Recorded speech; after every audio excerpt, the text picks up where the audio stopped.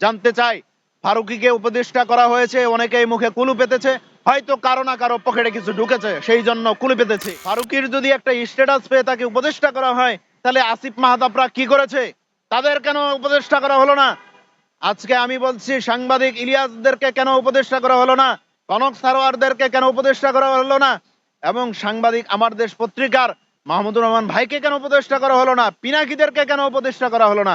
আমরা জানতে চাই। উপদেষ্টা ফারুকী বাংলাদেশের নাটকের বিকৃতি, নাম এবং একই সাথে বিকৃতি, যৌনচারিতা, এই ছোট পর্দার নাটকের মধ্যে আবিষ্কারক হলো এই উপদেষ্টা ফারুকী। এই উপদেষ্টা ফারুকীকে যখন উপদেষ্টা করা হয়, বাংলাদেশের সর্বস্তরের মানুষ বলেছিল উপদেষ্টা ফারুকীকে পদত্যাগ করতে হবে, কিন্তু সরকার কোনোভাবেই এটি কানে নেয়নি। আমরা জানতে চাই, উপদেষ্টা ফারুকী কোন মানদণ্ডের ভিত্তিতে তাকে উপদেষ্টা করা হয়েছে? সে শাহবাগী গণজাগরণ মঞ্চের ওই সাপ্লায়ার ছিল সেই জন্য, নাকি 24-এর গণ অভ্যুত্থানে ফারুকীর একটা স্ট্যাটাস পেয়েছেন সেই জন্য? ফারুকীর যদি একটা স্ট্যাটাস পেয়ে তাকে উপদেষ্টা করা হয়, তাহলে আসিফ মাহতাবরা কি করেছে? তাদের কেন উপদেষ্টা করা হলো না? আজকে আমি বলছি, সাংবাদিক ইলিয়াসদেরকে কেন উপদেষ্টা করা হলো না? কনক সারোয়ারদেরকে কেন উপদেষ্টা করা হলো না? এবং সাংবাদিক আমার দেশ পত্রিকার মাহমুদুর রহমান ভাইকে কেন উপদেষ্টা করা হলো না? পিনাকিদেরকে কেন উপদেষ্টা করা হলো না? আমরা জানতে চাই।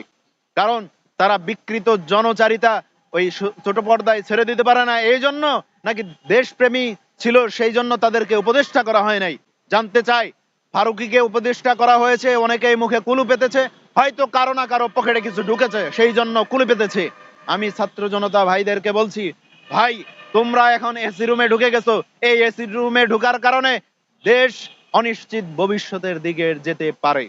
তাই এসি রুমে ঢুকা বাদ দিয়ে এবং কনসার্টের মঞ্চে মঞ্চ নাচানো বাদ দিয়ে আবার যদি রাজপথে থাকতে পারো, তাহলে দেশ সুষ্ঠু থাকবে, দেশের জনগণ ভালো থাকবে, এদেশ সুন্দর সোনায় সোহাগা হবে।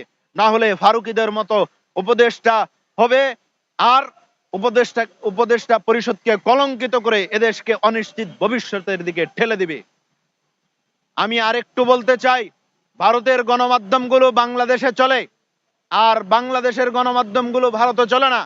ভারতের যে ছেড়ে দেওয়া সংস্কৃতি বাংলাদেশে আসে, সেগুলো উপদেষ্টা এই ফারুকীর মতো ব্যক্তিরা সাপ্লাই দেয় বাংলাদেশে।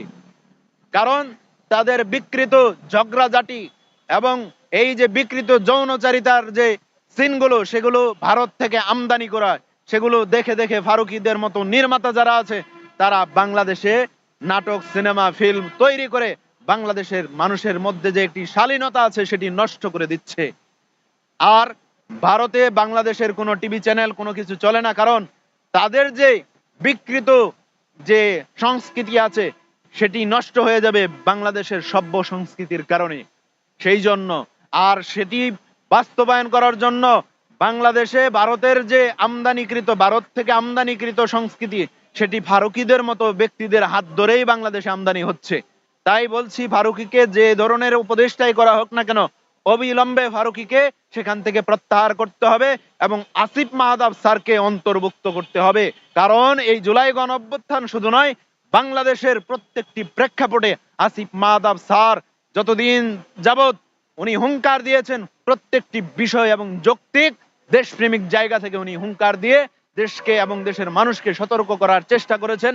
দেশপ্রেমী ওনার অবস্থান পরিষ্কার করেছেন।